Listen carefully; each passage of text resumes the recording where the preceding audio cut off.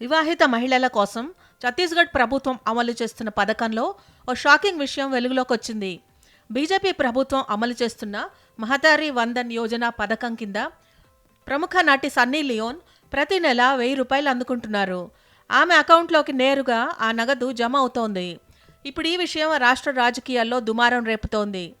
పథకం నిధులు దారిమళ్లుతున్నాయని, అనర్హులకు కూడా లబ్ధి చేకూరుతోందని విపక్షాలు దుమ్మెత్తిపోస్తున్నాయి. దీంతో ప్రభుత్వం విచారణకు ఆదేశించింది.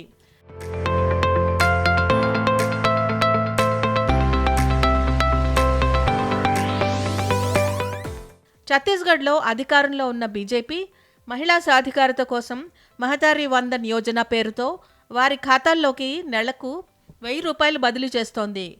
ఈ క్రమంలో వీరేంద్ర జోషి అనే వ్యక్తి సన్నీ లియోన్ పేరుతో అకౌంట్ తెరిచినట్లు గుర్తించారు. బస్తర్ రీజన్లోని తూలూర్ చిరునామాతో బ్యాంకు ఖాతా ఉందని, ఆమె భర్త పేరు జానీ సిన్స్గా పేర్కొన్నట్టు అధికారులు తెలిపారు.